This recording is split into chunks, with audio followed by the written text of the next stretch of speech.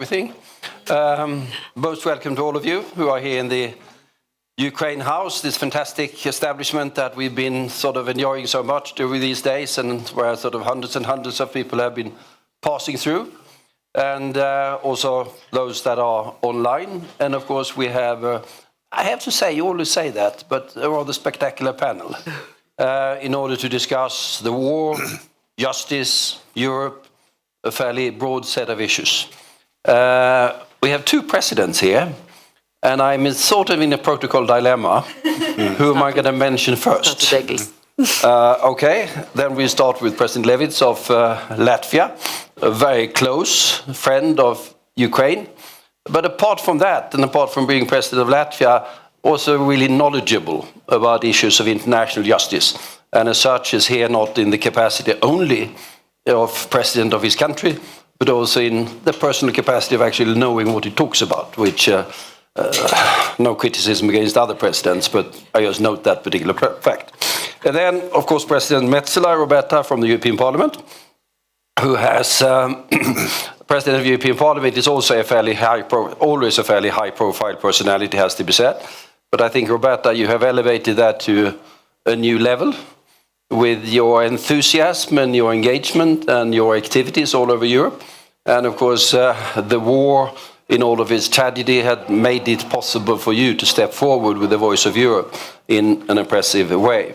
And then Mr. Shurma, who is the deputy, I think, at the presidential administration in Kiev. Very nice to have you here in person. I know there was a possibility of having someone online from Kiev, but I have to say it's better to have someone in blood and flesh when we have a discussion of this sort. Could I just start with a general question to the President? Here we go. You start. Ladies first. I see. Ladies first. No pressure. Quite. How do you see things going in terms of the support that Europe is giving? What can we do more? And which hurdles and problems do you see as we move ahead?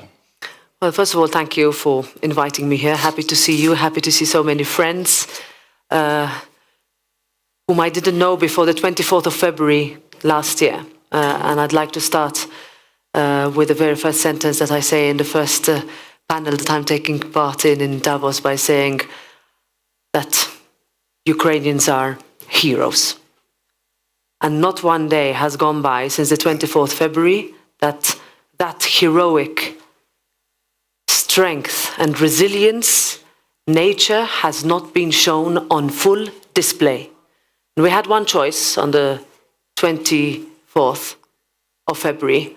Either we look away, like we did before, or we get there and fight with you. For the European Parliament, that was never an option. It was, we fight this illegal, brutal, unprovoked invasion.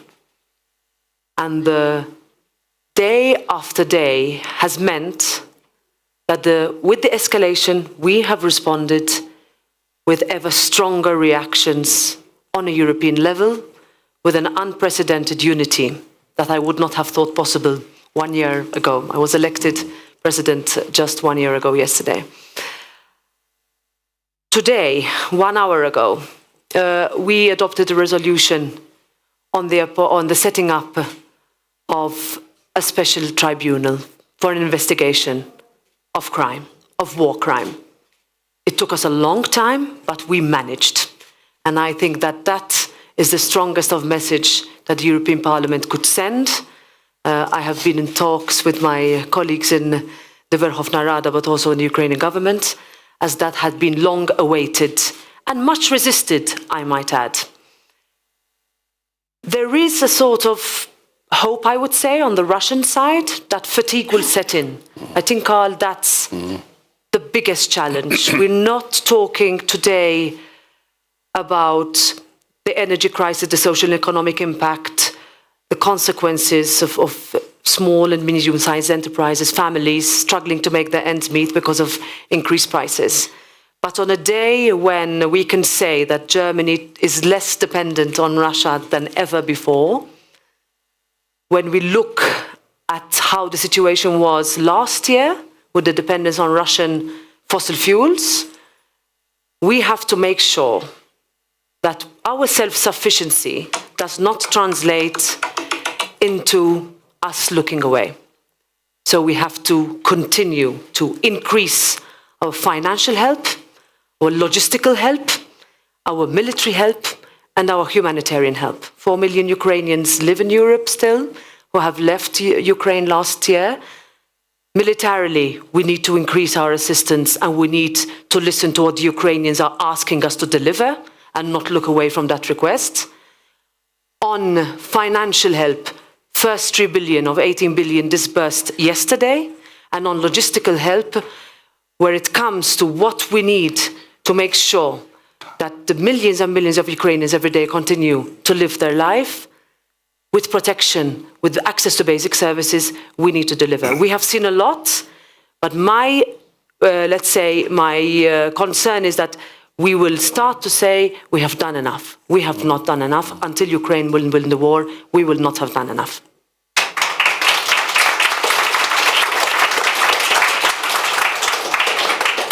President Levits? Yeah. I have one good message and one not so good message. I will start with the good one. The good message is that despite already 11 months of war, I cannot see real signs of fatigue. There is a continuous support for Ukraine, all kinds of support, military support, economic, financial, humanitarian. So also the inflation and the high energy prices have not really impacted, so to say, the general attitude of the European societies towards Ukraine, because this is a strong case of justice, and the feeling of justice is at stake here, and I think this prevails. This is a good message. Not so good message is that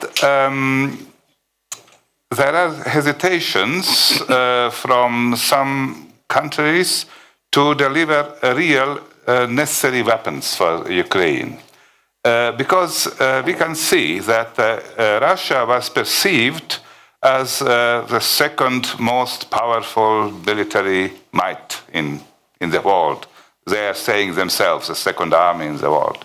So, but after 10, 11 months of war, we can see that I would say middle-sized power like Ukraine with 40 million people, like Poland, like Spain, like Italy, there is a few of nations on this size in Europe can resist with, of course, with the help of the West, the Russian aggression. So this myth of the powerful Russian military is gone. But there is still hesitation, maybe fed by fear of escalation and so on in some Western countries to give the decisive weapons, I would say, decisive. Because we have now, maybe 6 months or a few months, a window of time. Because also the military industry of Russia will go forward and produce tanks and other weapons which Russia lost and which Russia needed. And then it would be much more difficult for Ukraine to resist that. Ukraine should have then more weapons in order to resist. So I think the right policy today, at the beginning of 23, is to give all necessary weapons, tanks and so on, so that Ukrainian army can prevail during this time, window of time, so that it is that Russia has not yet started the military industry to produce all the weapons. I think, therefore, this first first half of 23 is decisive for the victory of Ukraine. And why victory of Ukraine? I think it's maybe also the second not so good message I wanted to share with you is that sometimes I'm wondering about the provinciality of thinking of some Western politicians. They're thinking only maybe in the level of village, town, or maybe the country, but it's difficult for them to see Europe or to see the global world. But in order to take the right decisions, you should see the whole picture, not only the one part which concerns your country. And here I would say that the battle in Ukraine now will have huge impact to the future world order, to the future world, on the security of Europe, how we will live in Europe, but also in globally. China is very carefully watching the result of the war in Ukraine. If Russia will win the war, or have some benefits anyway, then it is a green light for China to go forward, because China will have the lesson that the West is weak, US is weak, also paper tiger. And that means if West is weak, then of course China is also have aggressive interests in Asia, in other parts of the world, and it would be much, much more difficult for the West to keep the positions. Positions also not only economic interests, but also in terms of values of our perception, what is freedom, and so on.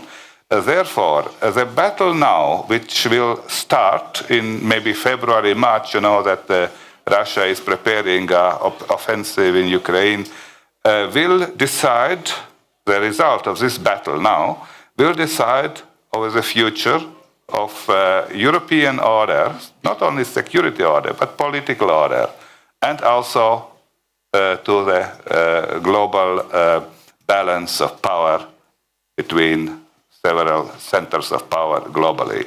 And we should care about that our vision from the world, our values are not, so to say, not failing, but because of this hesitations concretely to give the necessary weapons for Ukraine. Thank you. Thank you. Mr. Shurma, the view from Kiev? Yes. So I think that the key thing here is the dynamics. And if you look in the dynamics in the three key areas, the numbers and the facts say themselves. So let's look at the three critical areas: the financial support, the military support, and the justice. So if you look at the numbers for the financial support starting since the war, so it really takes the pace and takes the momentum. 3 billion that we just received recent days, 2 and 3 million that we received in the fourth quarter. So this is more that we received during the whole half a year before. So it means that support becomes stronger and stronger, and this is the fact. And we are really grateful to our partners for that. The second one is about the military support. So there are lots of European countries who are very neutral, and we would not expect from them any military support. For example, like Norway. And in our specific case, we see the very strong supply of the weapons and strong military support. Obviously, we need more. We need air protection systems now, which are really critical to protect the civilians and to protect the key infrastructure, because without that, it will be really hard to sustain. And we need the long-range artillery just to recover our lands. And this is what we really need. And the third block is about the justice. There are two key components here. The first is about the special criminal tribunal, and the second one is about the compensations and reparations. And in both areas, I see there is very, very big progress. For the International Tribunal, I want to say special thanks to Madam President, for your strong support and for the result of the voting that we got today.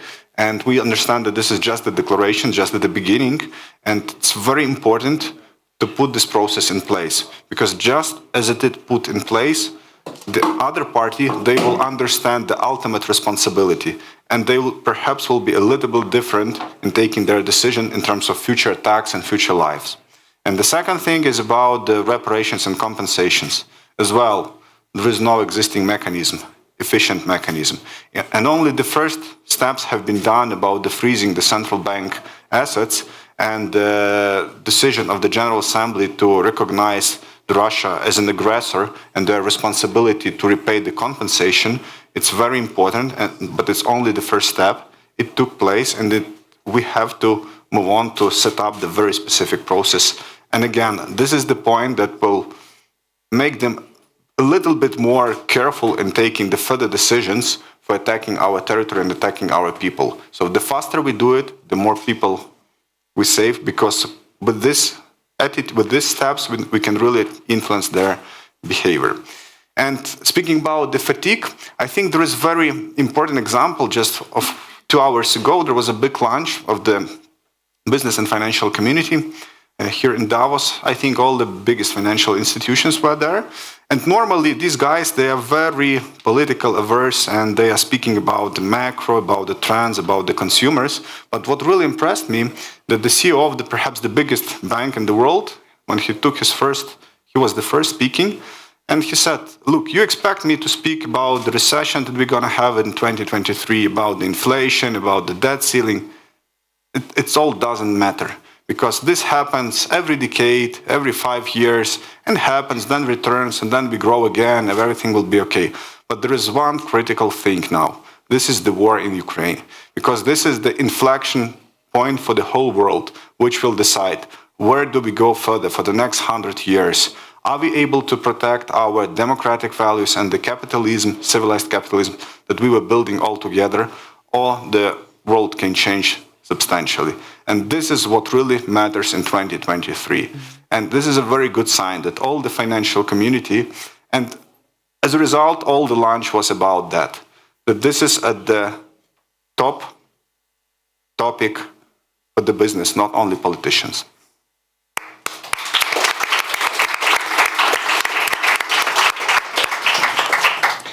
No, I think it's fairly obvious for all of us when we look back on what's been happening since February 24th that support for Ukraine has been, particularly in Europe and America, but also broader, has to be said, in the world, stronger and more united than I think anyone reality expected. We did expect support to come, but there was a lot of discussion about the disunity in the US and disunity in the UN, in the EU. There's always a discussion. But there's been virtually nothing of that. And the amount of money and the amount of military hardware that has been delivered has been far more than anyone thought possible 1 year ago. So far, so good, if that is a phrase that is appropriate in the middle of this huge tragedy that we are living through. And the path now is, of course, to put it in a long-term, sustainable path. On the military side, there's going to be an important meeting in Ramstein in Germany tomorrow. I think the important thing there is to complete the transition for doing the long-term planning for the Ukrainian armed forces. It's not a question of just saying that there is a need for these particular items in order to have an offensive here and there the next few months. It's a question of long-term, also beyond the war, by the way, building strong Ukrainian armed forces that can defend the country in the future. So it is not something that should be built on a timeline on when the war ends. It should be built on the timelines when Ukraine is really equipped with Western equipment, because that's going to be necessary, able to defend itself. And that's several years into the future until that can be done. My government in Sweden announced a fairly major military package a couple of hours ago with delivering a third of our advanced artillery. So we hope the Norwegians and the Finns and the Danes are going to be nice with us. That's our neighbors in the next few years. And 50 fairly advanced infantry fighting armored fighting vehicles with stronger armaments than anyone of the corresponding sorts that has been delivered to Ukraine so far. But then, of course, the economic support, I think what the European Union did with its 18 billions was important. Important not primarily for the sum, but it indicated a long-term commitment. But I would argue that we need to look at that in an even longer-term perspective. Because the financial support, I mean, there's a lot of discussion about tanks and artillery and those sorts of things, because you can see them. But equally important, I would argue, is the financial support to make the Ukrainian state viable. So you can pay the pensions, see that the schools are up and running, see that there's roofs over the heads of those who have been deprived of their housing, make certain that all those wounded get proper medical care and taken care of. This costs a lot of money. And with the Ukrainian economy taking, to be quite precise, a fairly substantial beating, of course, it will require sustained financial support over a prolonged period of time. And I'm not talking about reconstruction. I'm just talking about keeping the state alive. I have argued separately that we have a commitment, all of the countries, to spend 2% of our money on GDP or defending ourselves. I think we should do that. But we could also commit ourselves to say that we spend, say, 0.2%, a tenth of that, on giving support to Ukraine. That would be 34 billion every year. It's a sum that is twice what the EU is doing at the moment. But 0.2% is a lot of money.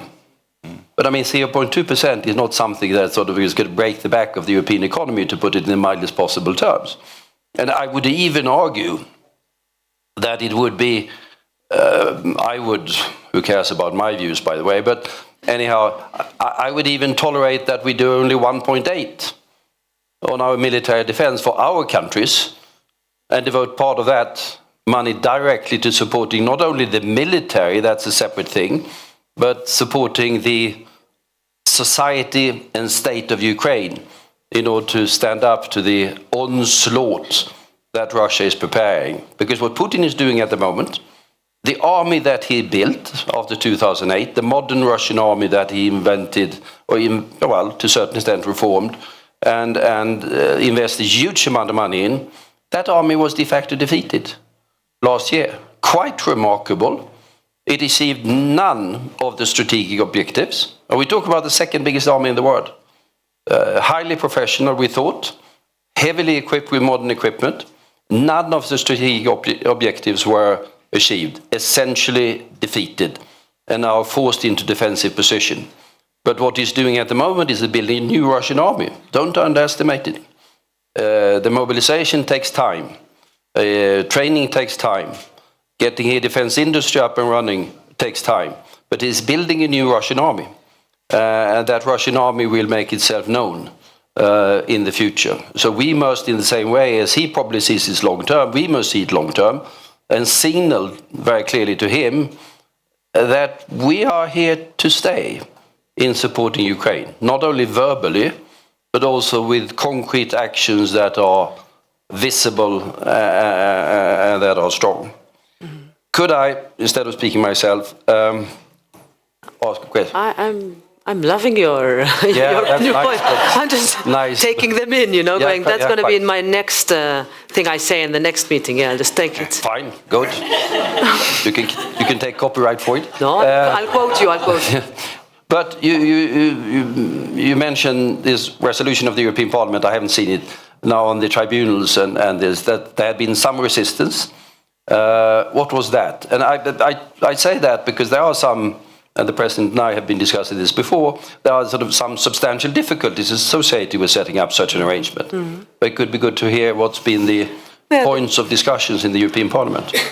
I will start by defining, in a way, the role of the European Parliament in a situation like this, where there is a separate defense discussion. We vote on all the financial assistance, but then there is the political pressure that we can put in order for either member states, because they have members inside the parliament that come from those member states, and that has, I think, what has most let's say, inspired is that rather than what we used to see before, which was a sort of top-down way of taking decisions, that political leaders, heads of state and government would say, okay, we've come together, decided this, and then try to communicate it, and you have 26, 27 different versions. Inversely, we've had members of the European Parliament saying, my citizens, my constituents, no matter where they come from a country close to Ukraine, from a country bordering Russia, my husband is Finnish, so this is also a very domestic discussion that has taken place even before the war in terms of what can you do in a sort of modern warfare situation. But also countries that are further away, because citizens are saying, we want to make sure that if Ukrainians are fighting for the freedoms we have taken for granted, if we one day are under attack, who will come to our rescue? And I think that has triggered a way of political discourse that meant that from the ground up, politicians and their representatives, and then ultimately heads of state and government, have had to say, listen, actually, I need to do something because my parliament at home and the European Parliament is pushing me to do it. So when on the 1st of March, and I'm sort of with a roundabout way of coming to your question, when on the 1st of March, President Zelensky addressed our parliament, and that was the first parliament he addressed just over a week after the invasion. And we didn't know whether the connection would work. We were wondering, how we would manage. We brought in Ukrainian interpreters in order to be on line, and it was all, still very much a sort of an unknown way of communicating with powerful leaders of the world. When we stood up just after he had finished his speech and said, Ukraine should be a member of the European Union, everybody said, that's a little bit fast. That's a little bit early. Are you sure? And I said, the European Parliament is almost unanimous, and that never happens, in saying that this is the right way to go. And then in June, every single prime minister and president of every single country said that Ukraine should be a member of the European Union. And that also tells you that you can go further politically in order to put the right pressure for things to happen. And that's where the European Parliament's role comes into focus, and that's what we are trying to do. Similarly with the tribunal, so I'm a lawyer by profession, which means that we have been looking at it also, first of all, from a legal perspective. What can the ICC do? What is the United Nations purview? President and I spoke about it quite a lot when we met bilaterally in Riga a few months ago. But at the end of the day, if you want to really go into the detail, you say, who will be responsible over the actual crimes of aggression, where no other tribunal in the world is actually responsible for. And that's what we were looking into with the tribunal that we adopted, with the resolution that we adopted today. Not only a political will, but also the framework within which this would work. And we did this because we said, if we don't do it, no other institution will. And now I have a mandate to go to the European Council on the 9th of February and say, this is what the position of the European Parliament is. Who is with us? And of course, you can bring legal arguments. You can say, look, this cannot be, this can't happen. But if we don't start to talk about who is going to be held responsible for what is essentially a war crime, and how are you going to define a crime of aggression? How are you going to define in modern times what a genocide means? Then it's up to us at a political level to also push that narrative. I want to finish by saying we can always hide. Lawyers always say this, so I take it upon myself. Lawyers always say this is not possible legally, when most of the time it is because there's no political will. We have spent decades in the European Union coming up with all sorts of legal arguments why this is not possible, when at the end of the day is because there was no political will. We're discussing it now during the context of potential, and some member states push this forward, removing of unanimity rules in the enlargement process. This is the next panel I'm going to be on. How can we better improve our decision making? How can we have a real security and defense union? You said, those two good points that you made about the sort of potential flexibility that could be granted. But the reality is also that for many years, member states were spending less than 2%. And because they were spending less than 2%, they had no military equipment to give. Or at least were worried about the diminishing of their supplies. And even more, taking it further, as to who is supplying the military weapons and from where, and how countries had to find. There's a specific example of Greece and Croatia coming together and purchasing same kind of military weaponry in order for some to be given to Ukraine, but also for some to boost their own defense. So it has also taken, let's say, a big leap of political faith because there was the political will, when for decades we looked away because it was legally convenient for us to do so.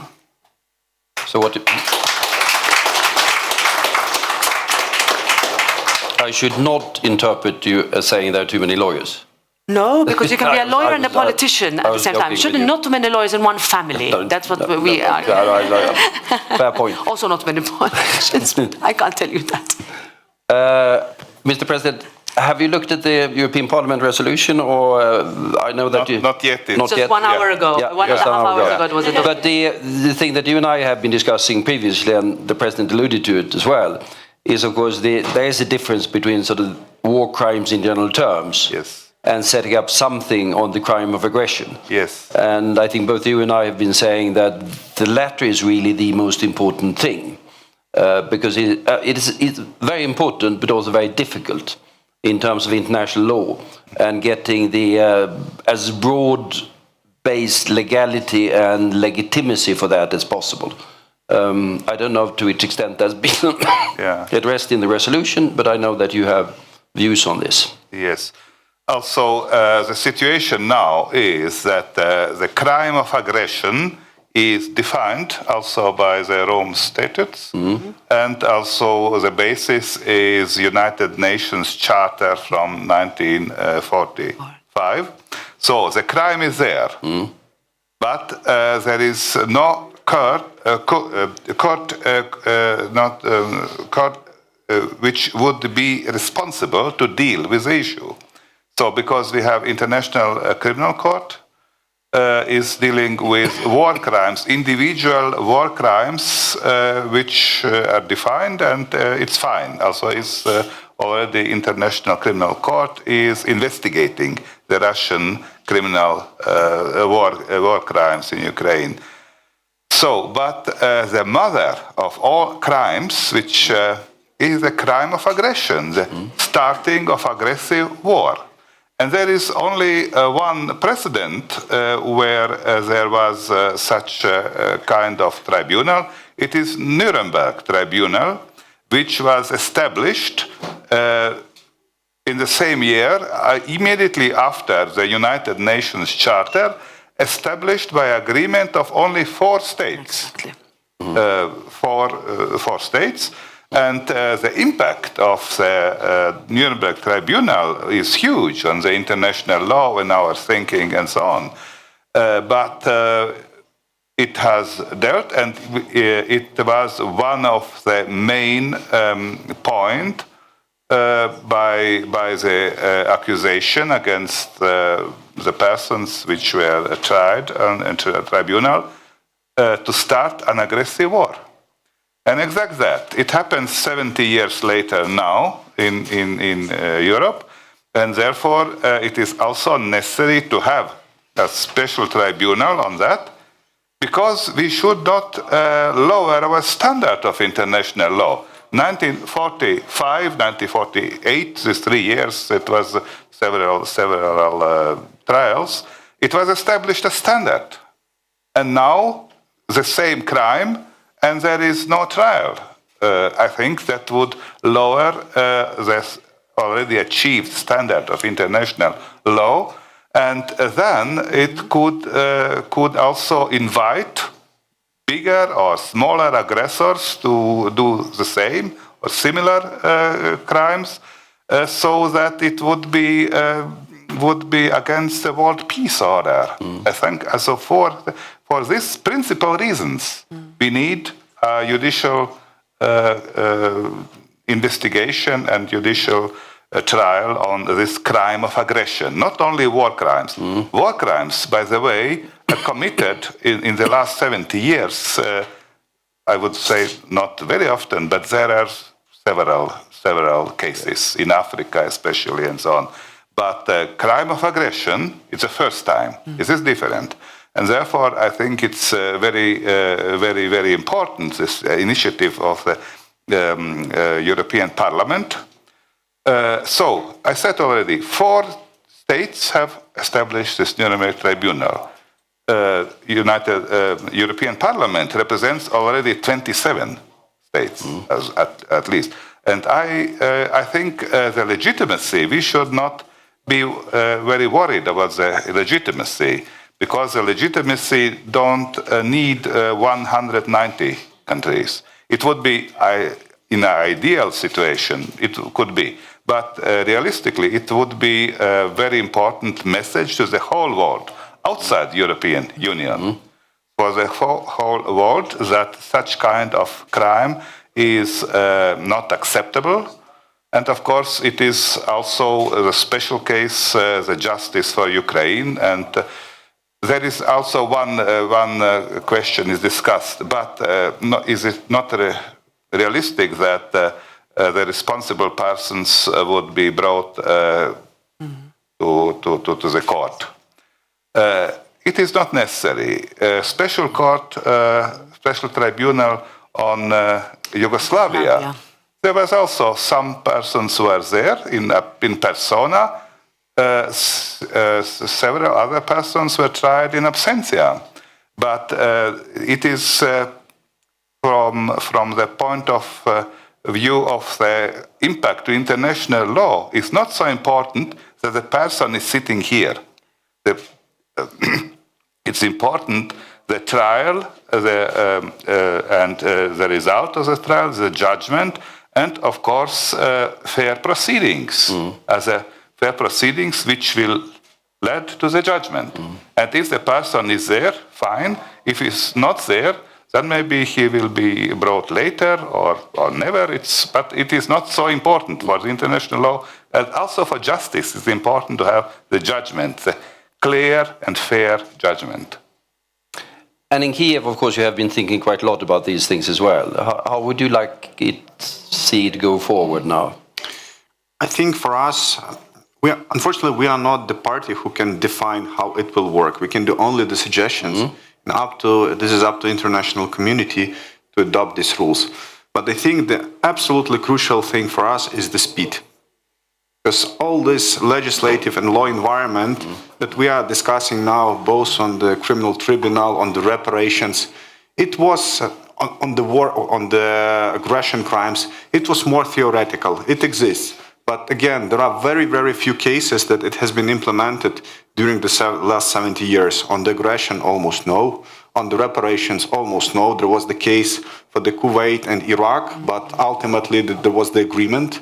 For the war crimes, as the president said, only few cases. So we are speaking about very theoretical thing. And we need to be very decisive to do the quick decisions. Why the speed is important? A few reasons. First of all, there are many other potential threats in the world who are looking and observing this situation. And if there is no predefined mechanism, what will be their responsibility, it can provoke them to act. Because they will understand that the time that they need to achieve their result is quicker than the adequate judicial response from the civilized world will be due to the democratical processes. So it's very important to do this very quickly. The second, again, this is a very strong signal to the aggressor now that this is the final responsibility. And any further decisions that you take about further offensives, further mobilizations, it has tougher consequences, personal consequences. So this is absolutely crucial thing for us. And now I would like to turn back a little bit to the numbers, Minister Bild, that you told about 0.22 and 2%. I suggest to look at this at a little bit different perspective. So yes, it was a big money. I think in total, maybe if we take the whole support of the whole allies to Ukraine, financial and military, it will be maybe about 50 billion, maybe closer to 100 billion. But if we look at this, that with this price, the Western allies have de facto destroyed, I don't know, 50, 40, 60% of all the might of the biggest military threat. This is nothing. This is peanuts. So they spent trillions during the decades to build up this military might, and it was destroyed basically just with the dozens of billions. Unfortunately, with the dozens of thousands of Ukrainian lives, but Western world paid only the money. And that's why I think this is incomparably low price that was paid and should be paid to reach the ultimate target. No, and I think we all agree on that, because what I think everyone in this panel and room agrees on is that it is, of course, the question of the defense of Ukraine, primarily, but it is defense of all of Europe. I mean, what would happen if Ukraine was defeated? It will be the beginning of a next phase in a far bigger war. No question about that.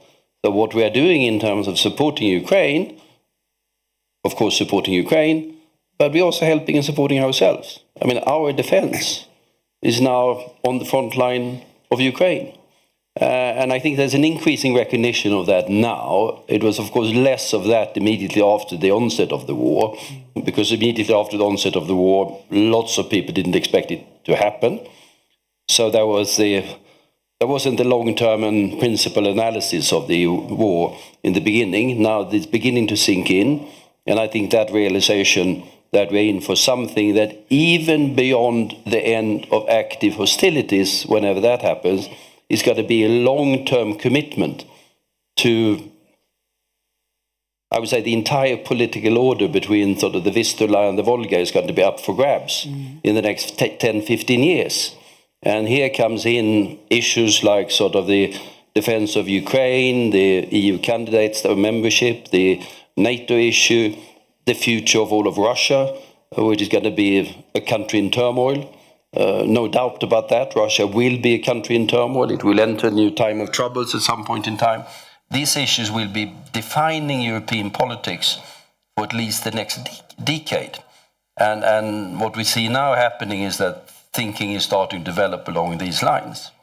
But I agree, and I think we all agree, the important, apart from all of the support, the importance of now moving forward on those justice issues. You, President, will go to the European Council in the beginning of February, put the paper on their table. They will be delighted to see it. You've done that before, yeah. You've done that before. You put this particular resolution on their table. I think there was a process underway in the Commission and the External Action Service as well. And I would expect then the European Council will come up with some sort of conclusion how they will move it forward. And the President of the European Council is in Kiev today. Charles Michel is there. So we are waiting. So that also is very important. I spoke to Charles Michel yesterday morning in Strasbourg, and this is also in preparation for the 8th and 9th. So the momentum is there. The momentum is there, and then it's a question of establishing it. And I agree with you, setting up speedily is important, because that sends a signal in itself, because it does affect the thinking of people on the other side, so to say. Yes. And the sooner we can send that particular signal with some strength and credibility, the better. Then there are endless numbers of legal and political issues associated with it. But that could be for tomorrow. Yes. May I touch another point which is linked to this tribunal, or the justice in general? We spoke about the crime of aggression, and I think it's a big step forward, this resolution of the European Parliament to establish such a tribunal. But there is another question which is linked. This is a question of reparations. Yeah. There are 300 billion Russian assets from central bank and from oligarchs which are seized now. And the next step is to think about how to use these assets in order to rebuild Ukraine, reconstruct Ukraine. You, Madam President, have described very precisely the nature of a lawyer, to say it is not possible because we have never done so. And of course, all lawyers, or many lawyers will argue, it is possible to seize the assets, but it is not possible to use it for Ukraine. I think this is a judicial argumentation, but the politics is the driving force. And if the politics will decide we need that because of justice, because of international law and so on, then of course the law will follow. And I see no principal problems to do it. We have not done yet, but it's always the first time. And so also the innovations in international law is going forward. There are different innovations in the last decade. And this is the next innovation, so we should create the legal mechanism how to how to take away this already seized assets and give to the fund or another way to Ukraine. Because it would be a huge sum which would be needed for the rebuilding Ukraine. And I think we should also push forward this question. Yes, just wanted to do some remarks on the reparations. The same as with tribunal, Ukraine unfortunately can only offer the solutions which should be adopted by the partners, and that's what we do with our teams. And the key practical thing now is the sovereign assets, is the sovereign immunity, which does not allow to perform the full even the full seizure of these assets. They are blocked, but they are not unfortunately yet seized. The sovereign assets. So I'm speaking about the sovereign assets. Yeah. But if you look at the private assets, the assets of the oligarchs, I think maybe 2-3% of them are seized. The rest is as well just the frozen, not the seized assets. So there are two things that we need to resolve legally. The first one is the sovereign immunity, and the second one is the mechanism of confiscation and transfer it to the special mechanism of the disbursement. So we need to start with the sovereign immunity. There are a couple of solutions that can be offered. I think will be one which is the simplest, but again will require the political will. It is about putting the exemption into the national laws that sovereign immunity continues to exist except one case, when the country is recognized as an aggressor by the decision of the General Assembly, for example. And this is the exemption for the sovereign immunity. It's simple, it's fair, but it requires a political will. And then we'll have the second question, how we confiscate and how we disperse this money. Ukraine here, our position is the following. Obviously, we think it's fair that those money should be spent on the recovery of the Ukraine, but we do not pretend to manage this money. We are highly interested to have some international transparent mechanism, the fund managed, for example, by the World Bank or by any other international recognized organization, which will define the priorities, which will do the purchasing, which will prioritize the projects, and which will control the disbursements. And it should run that fund. Interesting thoughts. Follow-up question. What American reaction do you get? Because when I bring up this question in Washington now and then, there's some hesitancy, which has to do with their fears for the status of the dollars in the global financial system. Obviously, this is the normal reaction, because if these types of decisions will be done, it will undermine the essence of the dollar and the logic of all the reserves globally being stored. That's why we should not break the overall concept of sovereign immunity. This is very important.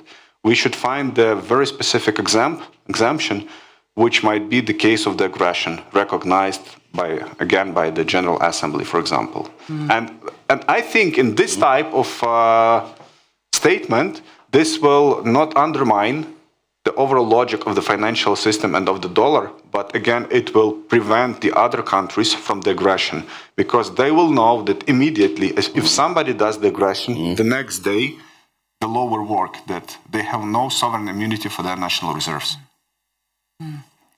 I remember there was a similar discussion and some similar process that we went through in a different context, but when the Gaddafi regime was brought down with the assets that were held in member states, and already then it was extremely difficult, first of all, to find them, then to seize them, but eventually we are still in a situation where there has not been much that has been used, taken. They are still seized, and it's sitting in banks that are making money on it. Huge amount in some member states and in some former member states.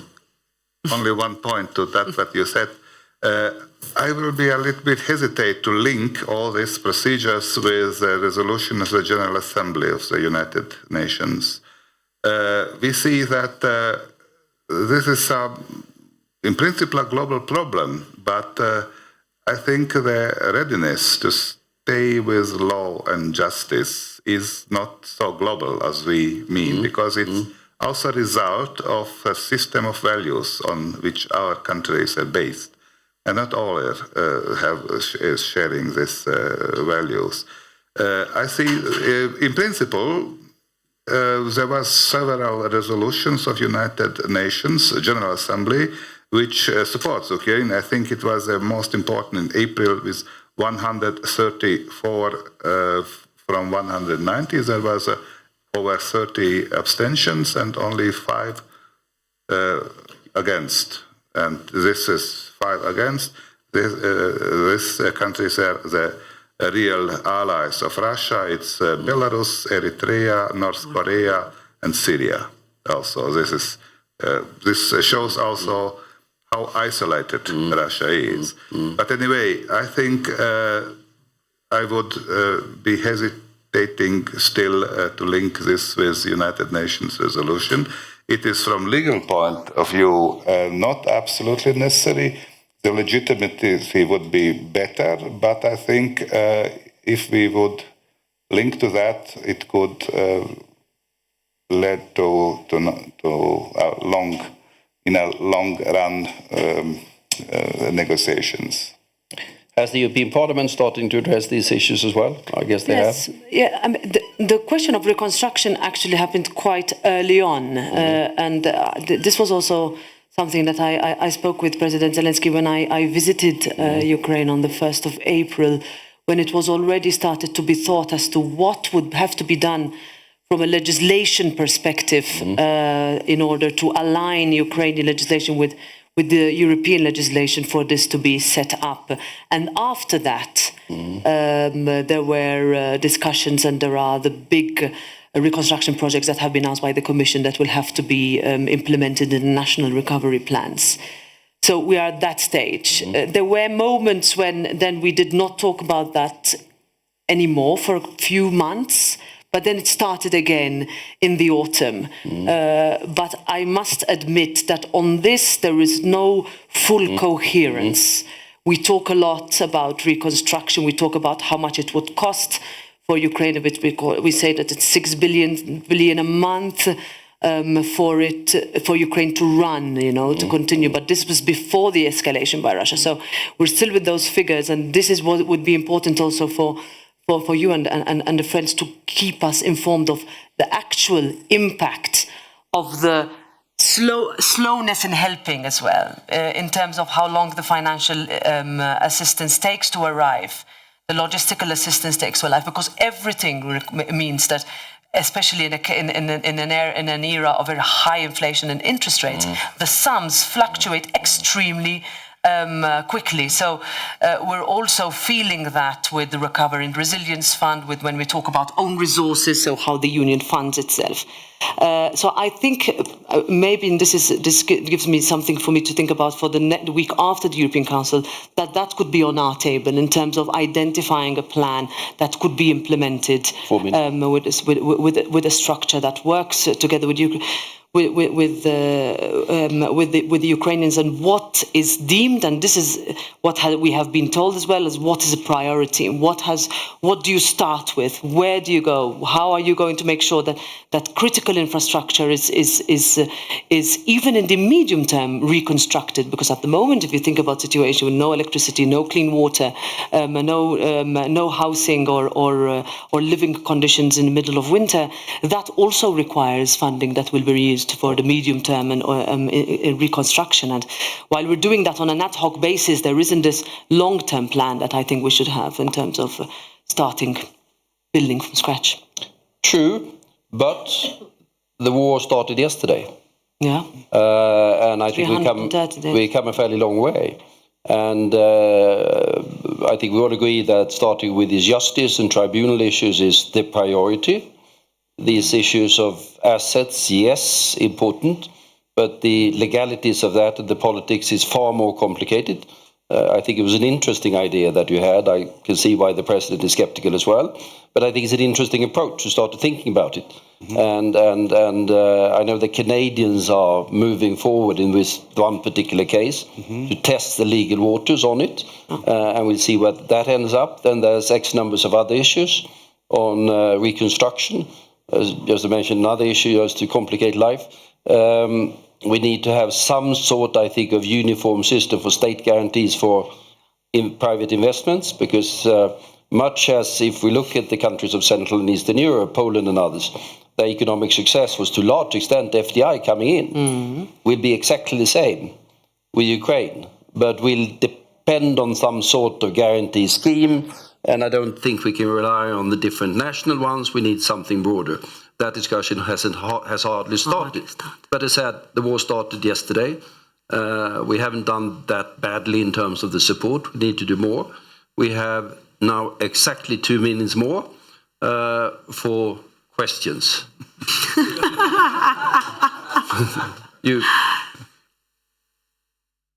Even a comment is allowed. Yeah. I'm Deputy Head of the Law Enforcement Committee of the Parliament of Ukraine.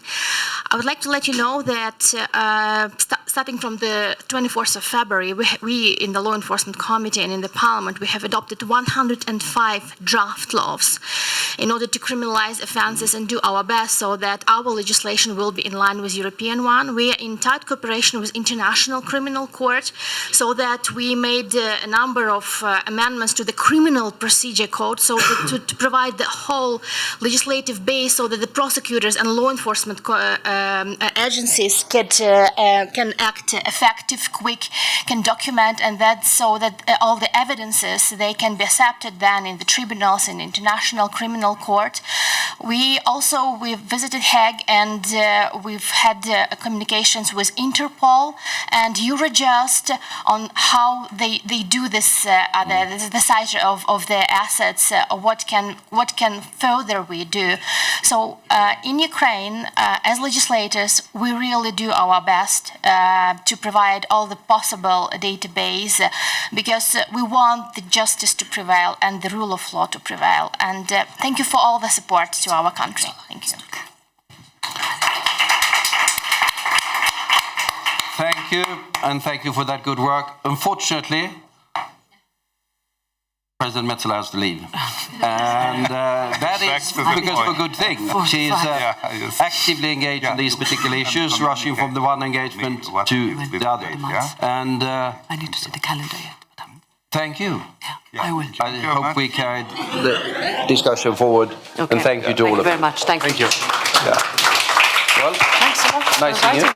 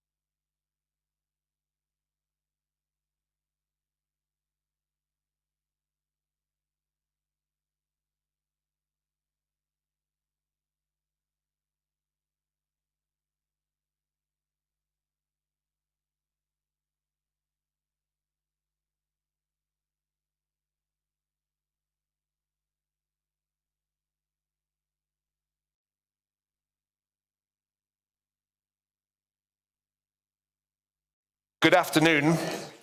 It's a great, well, it's not a pleasure. I think it would be bizarre to say that it was a pleasure to chair a discussion of genocide in Ukraine's history. Let me say that it's a privilege and an honor to be here in the Ukraine House. Let me pay tribute to Victor Pinchuk and everybody at his foundation for the extraordinary work that they've done. This exhibition is, for me, by far the most memorable thing about this year's World Economic Forum. And I'm very proud to be a part of the effort to raise awareness and also to maintain awareness of what is going on in Ukraine, not only amongst the kind of people who come to the World Economic Forum, but further through the media to the world as a whole. With that having been said, I'm going to introduce our two expert speakers. I, by the way, am Neil Ferguson. I'm a senior fellow at the Hoover Institution. I claim no expertise on Ukrainian history, though I have written on the question of genocide in my book, The War of the World. But I'm here to moderate. My role is to ask more or less intelligent questions of the experts, and then to invite you later on in the course of this hour to put questions to them yourselves. To my left is Serhiy Plokhy, Professor of Ukrainian History at Harvard and also Director of the Ukrainian Research Institute. He and I were colleagues, a happy time when I was also at Harvard. If you don't know Serhiy's work, you are not well informed on the history of Ukraine.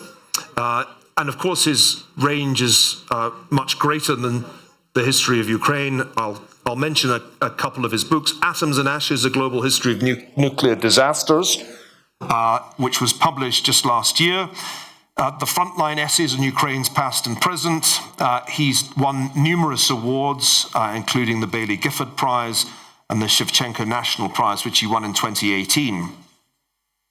To his left, it's a privilege to introduce Boris Gudziak, the Metropolitan Archbishop of Philadelphia for Ukrainian Catholics in the United States and president of the Ukrainian Catholic University, also the founder of the Institute of Church History. He is the author of the Kyiv Metropolis, the Constantinople Patriarchate, and Genesis of the Brest Union. Please welcome our two distinguished speakers with a round of applause. Let me begin with you, Serhiy. I want to ask a question about genocide as a concept, because often I think when the word is used, many people think of the Nazi extermination camps, and they assume that genocide simply means the physical annihilation of a people. But that's not quite right, is it? That the term has a somewhat more subtle and broader meaning than that. Yes, indeed. Very, very often when people hear about genocide, they think about Holocaust, right? And genocide is a term that, again, certainly can include Holocaust, but it also has different dimensions.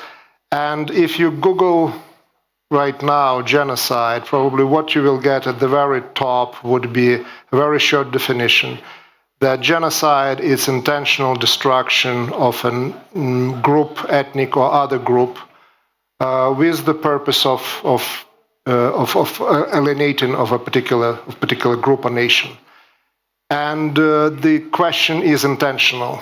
And that's where many discussions and debates being held, including on the Yugoslavia, including on the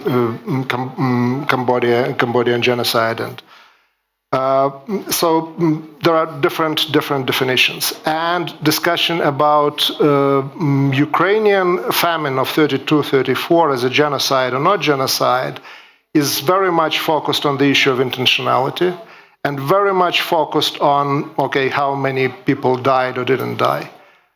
In real terms, or in terms of defining the genocide, that really doesn't mean much, the number per se. And the person who defined the concept of genocide, who came up with it, Raphael Lemkin, who, again, the ideas partially came from his study at Lviv University, so he is not foreign to Ukraine per se. He was thinking about the famine, the Holodomor, as a genocide, but defining it not just as the killing or the death by hunger of so and so many people, millions, and millions. But he was thinking about that as a combination of a number of factors. The attack on the Ukrainian culture, liquidation of the Ukrainian churches in the early 1930s, the attack on the Ukrainian political elite at that time, that was already communist elite, and again, Skripnik is one of the representatives of it, and the destruction of the peasantry. So that didn't get it into the UN resolution, because UN resolution, it's like in that joke, what is a camel? This is a horse created by the committee.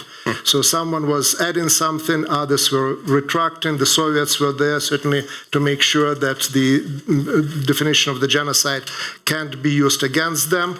But if you look at what the father of the term genocide was thinking about again, one of the tragic episodes of Ukrainian history, of Holodomor in particular, he looked at that as a combination of factors. And again, cultural factors were an important part of that.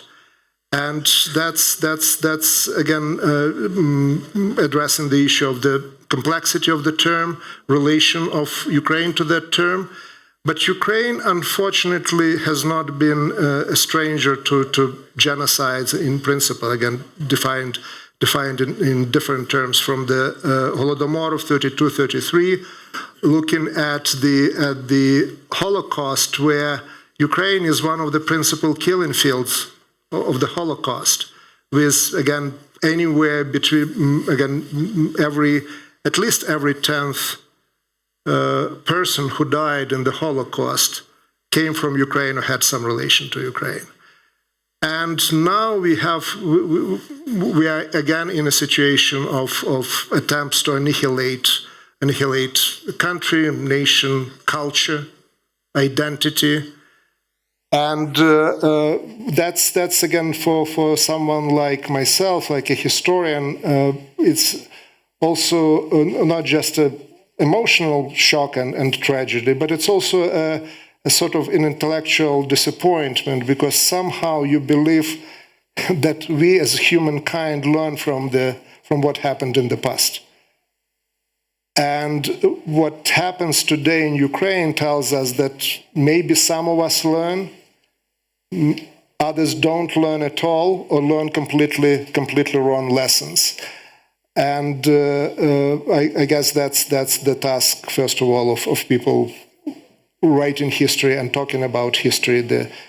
We have to work harder. Well, let me follow up with you before I turn to Metropolitan Boris. Why is it that Ukraine has had such a bloody history, as you just pointed out? The 1930s, the 1940s saw appalling, organized, lethal violence on the territory of Ukraine. You and I have spent years of our lives puzzling over this question. When I wrote The War of the World, the way I put it was, if you look at 20th century violence, an incredible proportion of it took place in an approximate triangle between the Baltic, the Balkans, and the Black Sea. Therefore, a very large amount of the organized lethal violence of the 20th century happened in Ukraine. Whereas comparatively little of it happened in North America. And now here we are, sitting in a building which houses shocking, unforgettable images of organized lethal violence that happened in the past 11 months. Do you find yourself feeling that Ukraine is in some kind of historical doom loop? Why does this keep happening? And why has it proved impossible, apparently impossible, to learn from history, to avoid this terrible thing repeating itself. I remember reading about Raphael Lemkin when Samantha Power published A Problem from Hell. I saw Samantha wandering around the Congress Center earlier this week, and that was where I first encountered Lemkin's contribution. The theme of that book was never again, because it was happening in Bosnia at that time. And here we are, years later, and we seem to have made no great progress in Eastern Europe. Why do you think that is? Do you have an answer to the question of this recurrent cycle of violence? Well, Neil, I have an answer, and it will be probably interesting for the audience. It will be disappointing for you. The answer comes very much from your book, because if you still remember what you were writing there was that World War II, the most of the violence was taking place in Eastern Europe and in China. And the argument, if I understood it correctly, was about the geopolitical vacuum, the disintegration of the empires and the creation, the crisis of the Chinese Empire and disintegration of the empires in Eastern Europe.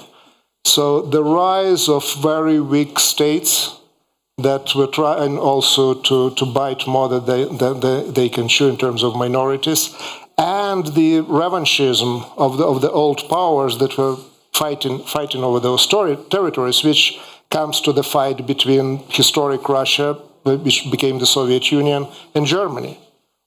That's the battleground.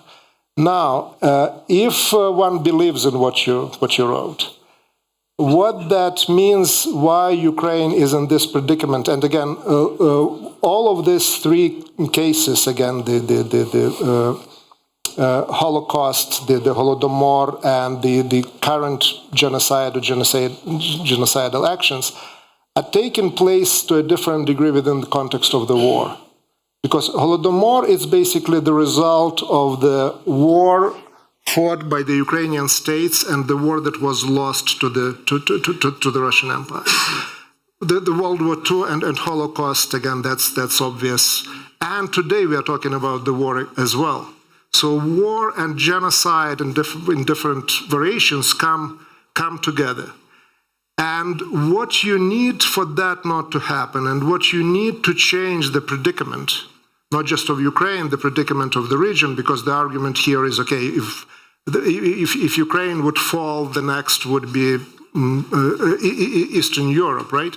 So it's not just about Ukraine. So the way to get out of there is actually a strong national solidarity, national identity, strong state that is able actually to defend itself.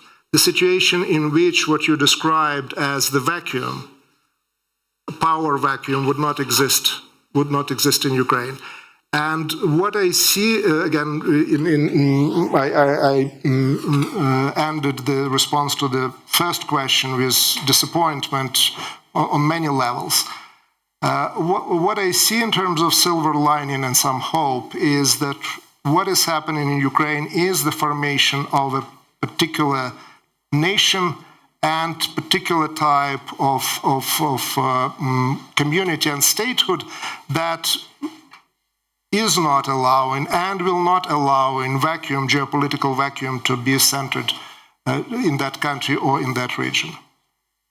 It's a fascinating argument that in the end, this attempt at the destruction of Ukraine as a state and as a culture is going to backfire completely. Absolutely. Because Ukraine appears to me to have been fully born as a nation in the past 11 months. And we see for the first time the prospect of a strong Ukrainian state, which clearly was not firmly established after 1991.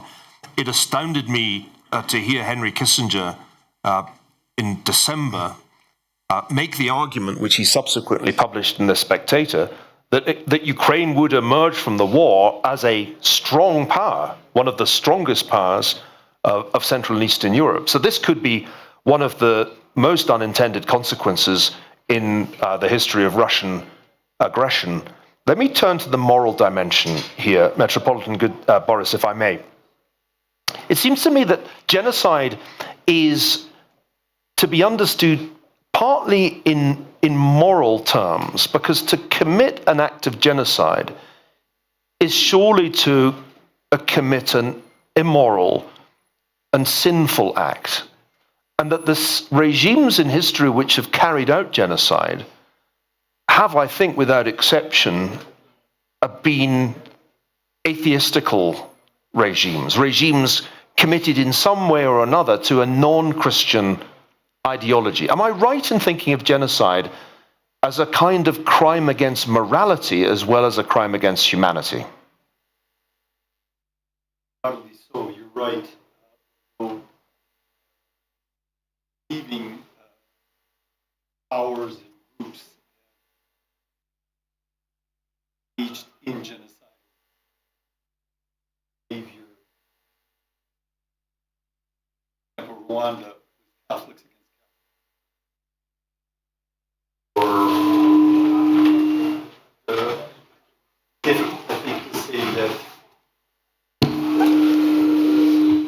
although through the Turkish genocide of Armenians was conducted by a secularist, Right. atheist, different story. Genocide happens when there are victims. That's one possibility. I think we're having a little trouble hearing the Metropolitan. Is his microphone working? I can hear you, but I suspect people at the back are struggling. Let's switch to the handheld. Yeah. Apologies. So there are various kinds of political circumstances in one, second, or third other case that condition a genocide. What is always present is the desire of a group to conquer, dominate, and maybe destroy and eliminate another group. So one way of not having genocide is working to make sure that this kind of destructive and, as you said, sinful intention is somehow obviated, somehow prevented. Ukraine has had neighbors in distant history, but particularly in recent history, that have considered it their prerogative, their right to own Ukraine, to dominate Ukraine, and to do so in such a way that enhances their national identity, glory, economic, political, military power, whether it was the Nazis or the Soviets as cases in point. What has happened, the vacuum of empires has been replaced by nation states. So the Ottoman Empire fell apart, the Austrian Empire fell apart, the French, Belgian colonial systems fell apart, the German Reich failed, and finally the English Empire fell apart. What did not fall apart is the Russian Empire. It partially splintered. 15 countries emerged in 1991. And this is a big problem for Putin. It's the greatest tragedy of the 20th century. Somewhere, at least subconsciously, somewhere in that logic, there is a clarity that if Russia falls apart more completely as an empire, it will not be able to conquer. In my earlier intervention, I shared just the basic biblical truth that sin is basically a grab. Adam grabs for something that when God is giving. And it's so much better when we can live in a polity, in a society, in a culture as mutual givers. And I think there's a beauty in the post-World War II lessons that have been applied, not always perfectly, but with much peaceful consequence in Europe, in this country, in the European Union. I don't know that there's much nostalgia in the United Kingdom for empire. I think a young Brit today would be aghast at the idea of enslaving the Irish. It's interesting you say that, because the New York Times loves to argue that there is nostalgia for empire in Britain. It's one of the ways in which they've covered Brexit for the last 6 years. And it's not true. You're quite right. There is almost no nostalgia and a great deal of hostility to empire. You'll find many, many more negative portrayals of the British Empire on television, on the BBC, than positive. So for me, Britain is a country that has overcome that imperial legacy. I don't think that's true of Russia. No, it isn't, of course. It always helps to construct kind of analogies. Can we imagine Brits today saying, yes, we have to dominate not only Ireland, but India. It's good to have, Australia, Canada. It's good to have an empire that the sun never sets on. And if necessary, we're going to wipe out whole populations to maintain that. Because that is exactly what is happening right now. And there's a deep pathology, not only in the head of Putin, not only in the KGB structure that is kind of the continuation of the Soviet legacy, but it's deep in Russian culture. I mean, many Russians find it difficult to accept Ukrainian identity, Ukrainian national purpose. 700 university rectors signed a letter of support of this war. Nobody in the Russian Orthodox Church at the level of leadership is speaking out against the war, and Patriarch Kirill is distorting theology, justifying what is going on in Ukraine. What is going on in Ukraine? There's genocidal aspects, because Putin has been very clear. There really was no Ukraine. It's kind of a fake. What exists now is pathetic. It's a failed state, failed nation, a failed culture. This was the argument of his essay that he published last year on the historical unity. Essay, and it was reiterated in a violent, vulgar way on Monday before the invasion on Thursday in February. And so Timothy Snyder has, spoken about this and written very eloquently that you can annihilate when you dehumanize. Yeah. So what has been the Ukrainians are Nazis, and this is an achievement of anti-genocidal activism. Nazism is maybe the one taboo that globally is condemned. Almost nothing else is like it. You can't get anywhere as a Nazi. In the West, in the East, a Nazi is a monster. And if you are a Nazi, you're a monster, and killing you is not a problem, it's actually a mission. And we see that what happened in the occupied territories, in Bucha, in Irpin, what happened in Mariupol.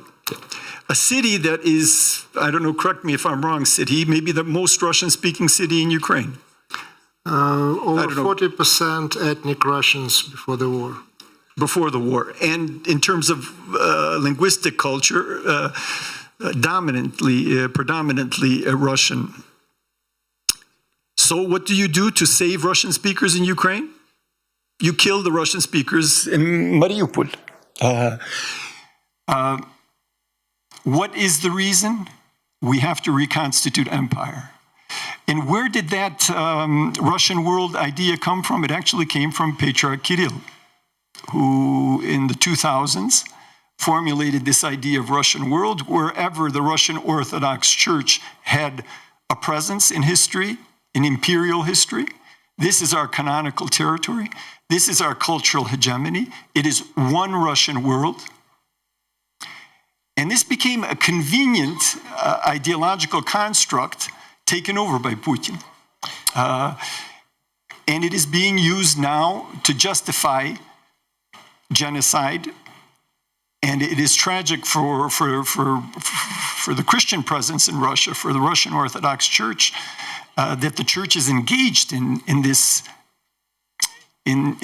ideological construct. And this reminds us that although there were clearly anti-Christian elements in National Socialism, particularly amongst the most radical Nazis, the evangelical Lutheran Church did and was complicit in the Third Reich. So we shouldn't entirely be surprised at this this conjunction. You've hit on a very, very important point, which I was hoping someone would make, that you have to dehumanize your targets before genocide is possible. The perpetrators have somehow to believe that they are not dealing with fellow humans.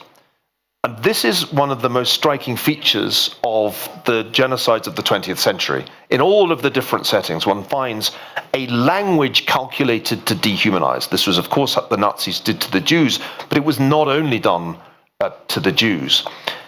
So let me turn back to you.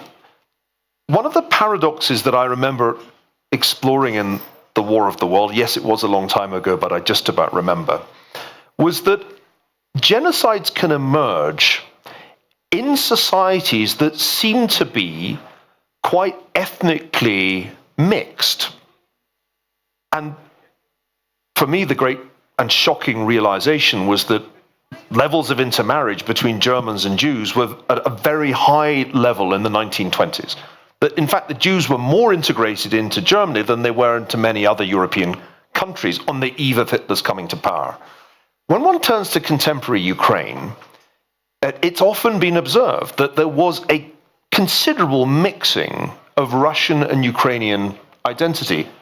Anecdote: I'm getting my hair cut in London by a Slovakian barber who complains about Ukrainian refugees in Slovakia in the following way.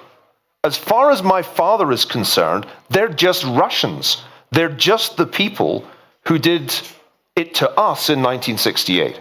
So from a Slovakian point of view, it's not even clear that there is a difference between Russians and Ukrainians. You have studied this more deeply than anyone I know.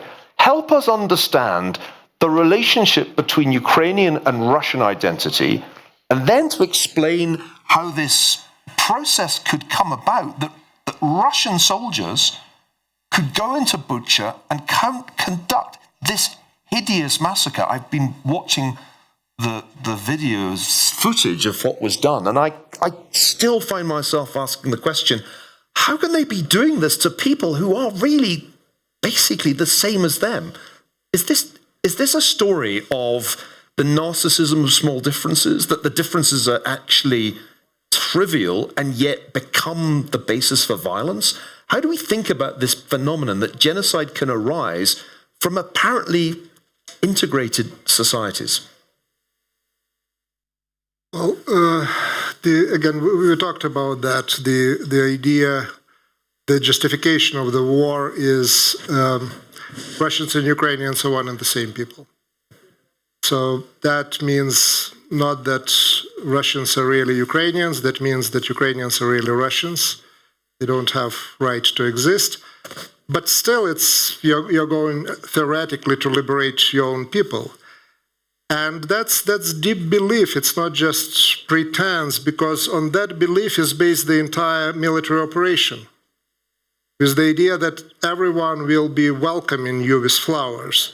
There is a number of nationalist battalions that would continue resistance, but again, that's another 10 days. And then how you turn from going and liberating your own people into committing this atrocious acts, and dehumanization, which again achieved through the use of the Nazi and Nazi terminology, and again Metropolitan Boris talked about that. But there is also one more layer to that. Putin comes to Ukraine. with the idea that language equals culture, that culture equals basically your loyalty, your state loyalty. So if you speak Russian, you are Russian, and if you are Russian, your loyalty is to Mother Russia. And he faces in Ukraine a reality in which Ukraine survived in 2014, 2015, and surviving today and fighting back by crossing these linguistic and ethnic and religious lines. This is a different form of nation and national identity, completely in opposite to the idea that language defines who you are. And Natalia Homeniuk probably somewhere in the room, but again, I learned that from her, and then I found that more and more in the interviews conducted by other journalists. Very often when people in Ukraine on the front lines or in the rear are just asked what you're fighting for, define what is Ukraine, the word that comes to the fore is freedom. And it's not just a value, it's not just a general abstract, it's an everyday life that, and your freedom is taken away from you. So it's a very different model of Ukrainian nation that actually also is being formed by the war. Formation started earlier, formed by the war, and that will certainly survive and emerge victorious. And just one comment on the Russian Orthodox Church. The first, at least recorded case that I know of Putin saying about Russians and Ukrainians and so on and the same people comes from the summer of 2013, when he, together with Patriarch Kirill, comes to Kiev, and this is done all at the conference arranged for him, it seems to me, at the Kiev's monastery. So that's a direct connection between the Russian world, the idea of one indivisible Russian nation with the Great Russians, Little Russians, and White Russians. And one of the reasons for that is that this ideology is actually not just imperialist, it is imperial in its origins. That's the view of Russia pre-1917. And the Russian Orthodox Church is the only institution that survived through the Soviet period without actually formally admitting that Ukrainians do exist as a nation. Even party was organized according to there was the Communist Party of Ukraine, part of the Communist Party of the Soviet Union, but the church itself, it stayed to be Ruskaya Pravoslavnaya Tserkev. So from that point of view, this imperial model, imperial metrics that the church preserved in itself now serves as a foundation, justification, legitimization of a genocide. Because if anyone seriously believes in what Putin is saying, and part of Russians believe that, okay, Russians and Ukrainians are one of the same people, you are committing genocide against your own nation. And this is one of the paradoxes of the entire enterprise. One thing that I think we should talk about, and let me put this to you, Metropolitan Boris, is Ukraine's own history in connection with the Holocaust.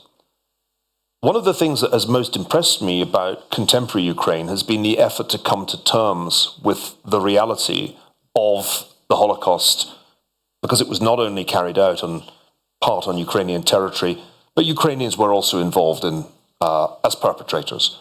Do you think contemporary Ukrainians have come to terms with the part that some Ukrainians played in the Holocaust? Because that coming to terms with the past seems to me an extremely important part of the process of modernization. One comes to the ideal of liberty and democracy, but one also comes to terms with the past. Do you think that has happened in Ukraine? I think of the work that Victor Pinchuk has done on the Babi Yar memorial, a hugely impressive achievement. The fact that the president of Ukraine is himself Jewish is the kind of thing that would have seemed unimaginable in the 1940s. Do you think ordinary Ukrainians have come to terms with that part of their history? I think the coming to terms with all parts of history is still an ongoing process, because history was hermetically sealed, at least large topics and themes. I think there's great progress. The most important progress is the decrease in anti-Semitism. Jews in Ukraine, international observers, I think universally acknowledge a rather low level of anti-Semitism in Ukraine. In fact, right now in the United States, there's a real uptick in many other countries. Yes. President Zelensky, as a Jewish Ukrainian, was not only elected, he was elected with a 73% majority. His Jewish identity was not a concern. Yeah. It was not neither, a positive nor a negative. He was viewed as a Ukrainian and as a person.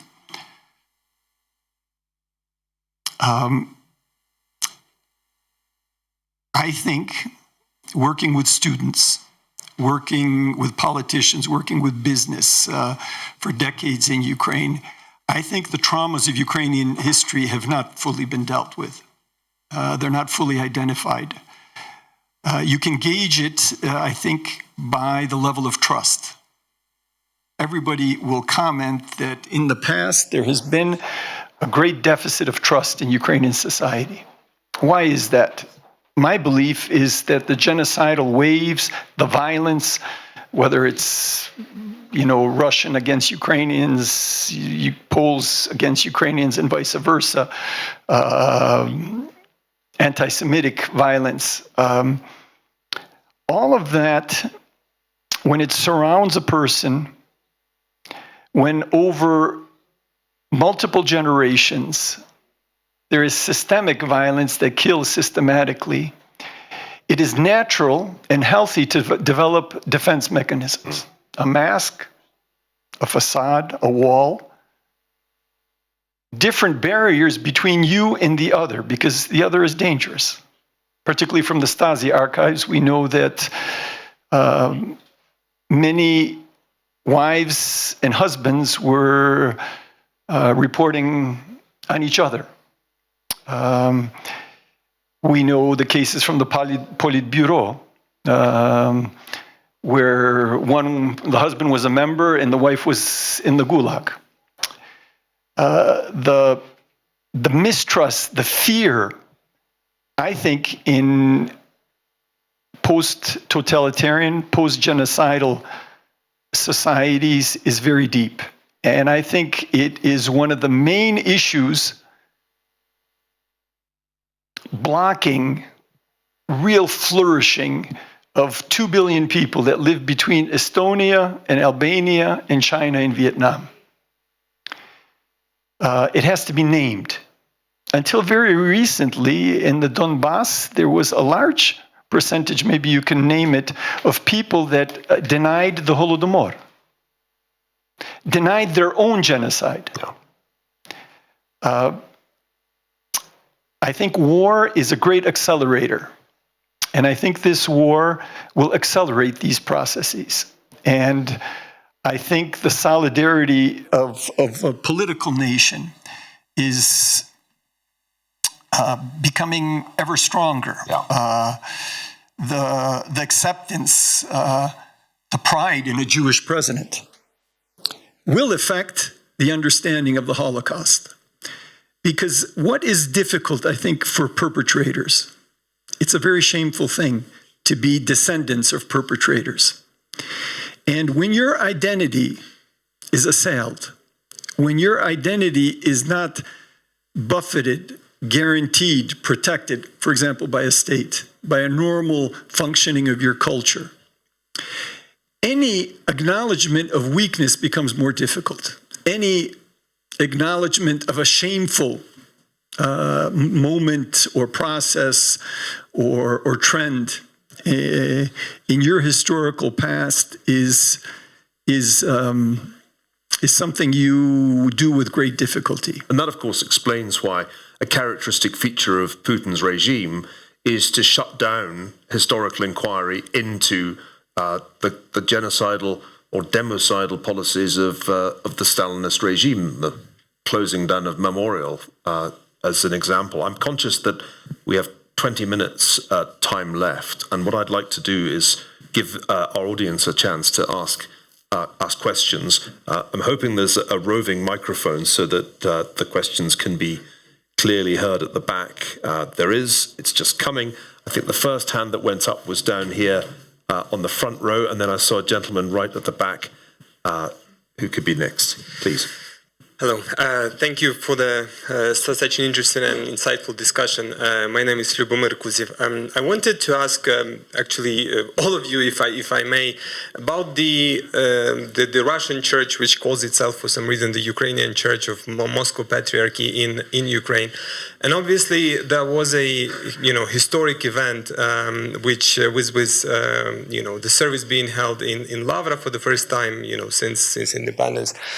And there are various views on how that should be dealt with. Yeah. So certain people think, okay, this is a separate. You don't want to go into that area, as a state to basically command and try to kind of figure out what to do with the church. Yeah. So leave it alone, and it will kind of resolve itself. Other people are saying this is the best time, the perfect time actually now to go and do something about it, because this is an influence basically of a foreign and of actually the aggressor state, which has a very big impact on your country. So I was wondering how are you looking at what would be your views on that, and what could or should be done, if anything, with this particular issue. Thank you. Well, I'm confident that Metropolitan Boris has a view on that, so perhaps he should go first, and then I'm shared some views that he definitely has views, I think, as well. I'm sure he does too. This is probably the first time that I'm trying to articulate them, so it maybe I will have to edit the transcript, but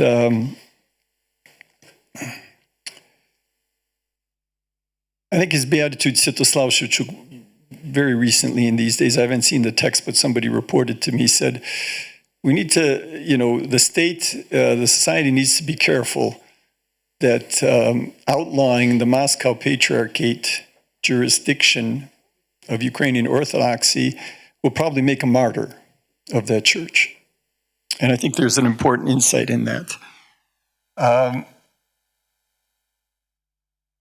Sidhi, I don't want to use your ammunition, but I would, attribute it to Sidhi in our conversation. He was saying, some of this rhetoric around this is eerily analogous to the rhetoric used in the liquidation of the Ukrainian Greek Catholic Church in 1946. That being said,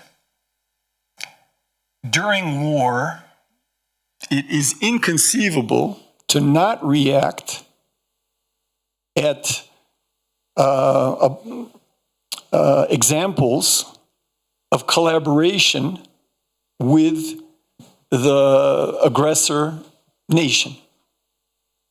And there are many examples, and there is not only examples of, let's say, informational collaboration or even tactical collaboration, but there is this ideological expression of the Russian world, of the Russian imperial, let's say, ideology that has been characteristic of an important part of the life of the Ukrainian Orthodox Church of the Moscow Patriarchate in Ukraine. And it's clear that that kind of rhetoric, that kind of ideology leads to death. It leads to destruction. It leads to genocide. So anything that leads to genocide needs to be dealt with. How to do this is a very careful matter. It needs to be dealt with immediately. It probably needs to be dealt progressively. It needs to be done in a legal way, because the whole Ukrainian struggle and its international validity is based on defending international law, defending human rights. So I'm just mentioning principles now, not strategies or tactics. There is a big problem. It needs to be recognized. There are many members of the Moscow Patriarchate jurisdiction in Ukraine are recognizing it, and they are voting with their feet. They are leaving that jurisdiction, whether they're going to the street church down the street, or because many people who claim to be, who say they're Orthodox, for example, Lukashenko, are not necessarily practicing Orthodox, as it is with many confessions globally. So some are going to the other jurisdiction, the Orthodox Church of Ukraine, which is gaining social, let's say, adhesion and popularity. Others are just declaring, no, I don't support this church. I support the church that is separate from Moscow. This whole process that is so accelerated by war will take time also after war. And it's important to see what things can be done with the flick of a switch, from on to off, from plus to minus. What things are almost metallic, that they can be bent, maybe broken. And what things are of the heart, of the spirit. What things are deep inside people. And those type of things can only be changed through a patient process, through a process that is, in the end, very, very large-hearted, very noble, and really based on the truth, on rights, on values. Sorry, do you want to add anything to that? Yes. Well,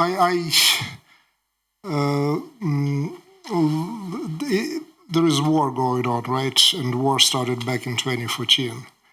And there is a church in Ukraine, in terms of the parishes, probably the largest religious organization in Ukraine, that is under the jurisdiction of a religious leader who is basically a strong supporter of the war and provides ideology for that war. And there is enormous pressure on that church to take a position. And I see that issue being defined on three levels. One level is the state. And the state is there to basically assure the security of the citizens and look into the issues of individuals working or not working in favor of the aggressor. And whether this individual is a bishop or priest in this jurisdiction or that jurisdiction, it doesn't matter.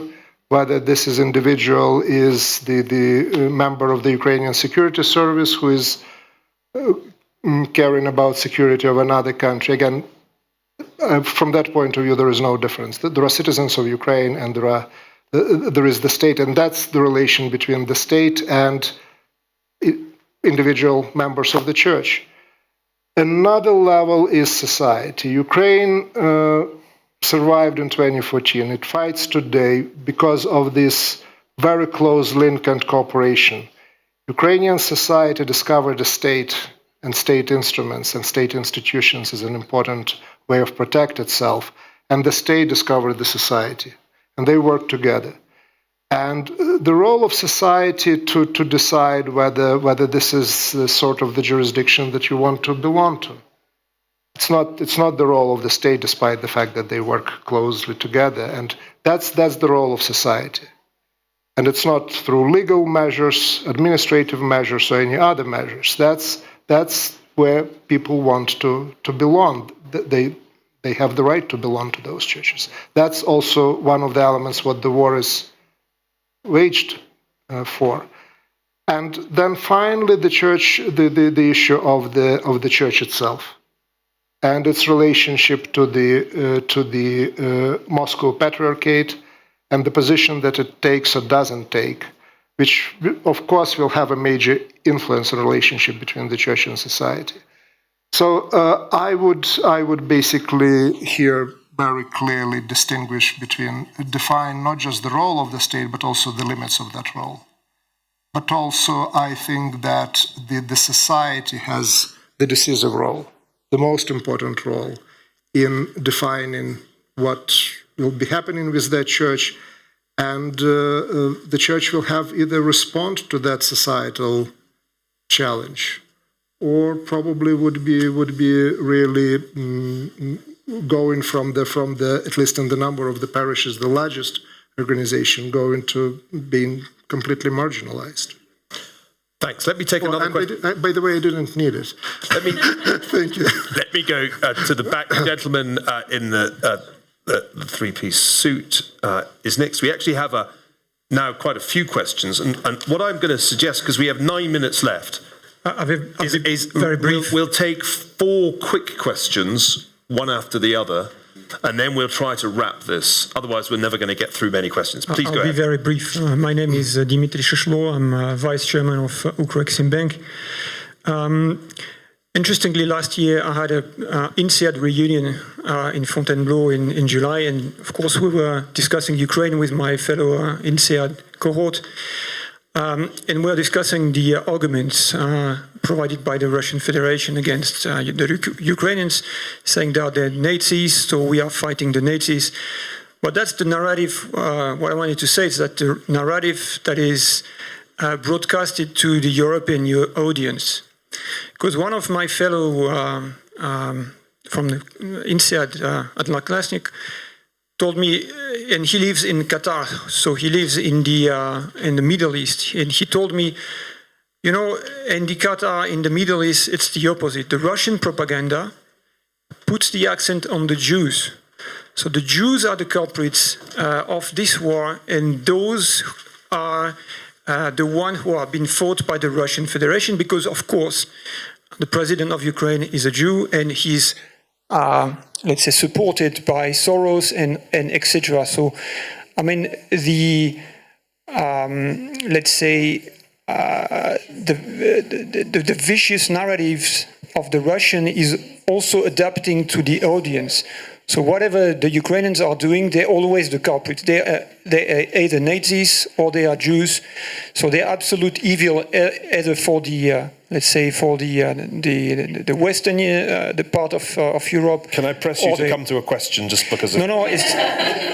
It's just the remark. I mean, we were saying that. Thank you very much. I appreciate it. Let me go to the gentleman in the middle of the second row, and then there's an eager lady behind him on what looks to me like the fourth or fifth row. Yes, sir.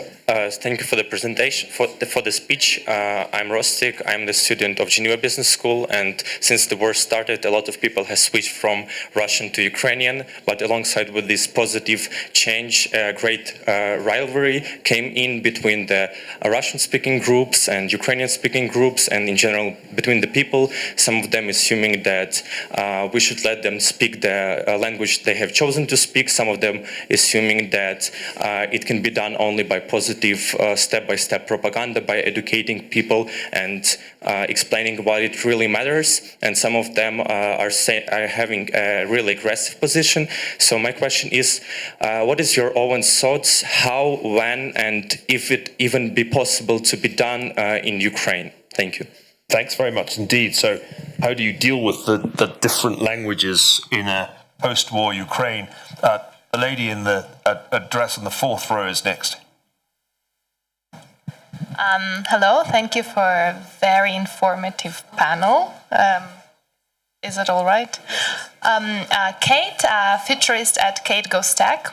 Well, first of all, I think the title of the talk would be better suited to be called Genocide in Russia's History. And the question is, unfortunately, there are so many genocides that we know of, being in Pol Pot regime, Rwanda, Balkans, but it looks to me that in Russia specifically, it is a tool that is being used consistently in their history. throughout Soviet regimes previously as a tactic of government building, probably state building. Is there something about Russian character or Russian identity that is prone to these genocides, in your opinion? Thank you. And we'll take one final question from the lady on the front row. Thank you very much for opportunity to ask one question, but I hope it's a very deep question. So you highlighted the topic about genocide and history. And this is an answer what is going on now, because genocide against Ukrainians is an ongoing process for centuries, and Sergei Plukhy knows about that very well. My family has 4 generations of people which were suffering because of Moscow, and it doesn't matter what was the name of that state. And when we are talking about future, because we have to think about future, we have to promote the idea about Russia, not only about Ukraine. And the question is about sustainable peace, because post-Putin Russia will not solve the problem, because we will have new system in Moscow which will ongoing genocide about Ukrainians, and it will have different forms. But all of them will be against Ukrainian identity and Ukrainian choice to be a part of Western world or something like that. So my question is how to promote the idea about sustainable peace and do not think just about ad hoc needs to survive today, because it's not only about us and winning on the battlefield, it's about future of Russia. And I believe that Ukrainians and big alliance of thinkers and good people of will all over the world is to be a part of building the strategy about sustainable peace for future generation. My son has 11 years old. My husband is in Ukrainian army. My grandparents spent 20 years in prisons during USSR. And if this war will ongoing for 8 years, my son will be a part of of defense system in the future. So my question is to you, how to stop ongoing genocide which happening with us for centuries? Well, we have 3 questions which in some ways are quite closely related, and 3 minutes, so this is not going to be easy. Let me recap. The question of rivalry between Russian speakers and Ukrainian speakers, which the questioner thinks has been exacerbated. The question of the historic tendency of Russian regimes, whether imperial or communist, to engage in genocide. And finally, what can we do to change that if indeed there is such a recurrent tendency? Metropolitan Boris, why don't you go first? We're going to have to keep it very brief because people doubtless have to go to other things. But if you could perhaps offer some reflections in answer to at least one of those questions.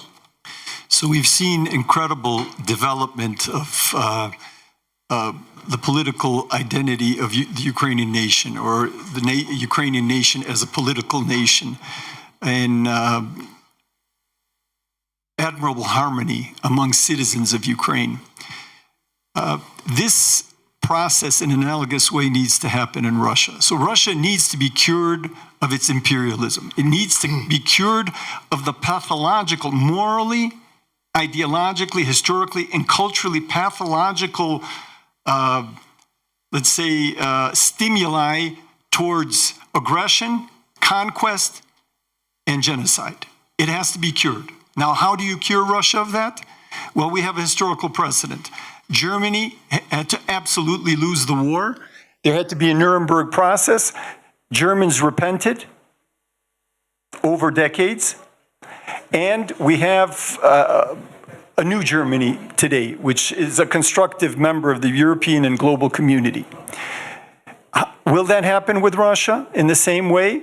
I don't know.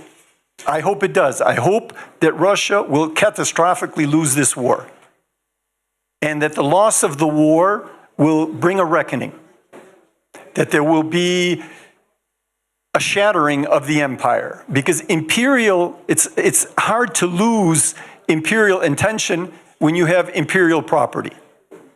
Let me, because we're entirely out of time, give the last word to Serhii Plukhy. I think I want to make it a historical question. Is it true to say that Russia has perennially engaged in genocide, going beyond the 1917, going back in history, and will continue to behave that way unless there is something as dramatic as was inflicted on Germany in 1945 and subsequently? Well, many people, including myself, believed that in 1991 history came to an end. At least in a sense that the history of the violence of war and of history of Russia as an empire came to an end, if not the victory of liberalism. And we are now 30 plus years later in clearly wake-up call. If this is not a wake-up call, I don't know what it is, that history matters. You can't change things in societies overnight and change the name of organization and declare authoritarian regime, democratic regime, and everything would be good and nice. So history matters also in this very bad way. What we see in Russian history, again, seems to be unique. It is not unique. We started our discussion talking about genocide as something that is related to the war and something that is related to the imperialism and disintegration of empires as well. And in that sense, the victory for Ukraine is automatically defeat not just for Russia, but for Russian Empire as such. And to a degree that empire and genocide are connected, I would say that there would be some hope in that. But there would be no hope whatsoever, neither for Ukraine, nor for post-Soviet space or Eastern Europe, if we lose. We will not, but that's a scenario that everyone in the world has to have in mind. Conclusion, the best cure for this recurrent pattern of genocide is a Ukrainian victory and an emphatic defeat of Putin's Russia. I think pretty much everybody in the room would agree with that. Please join me in applauding.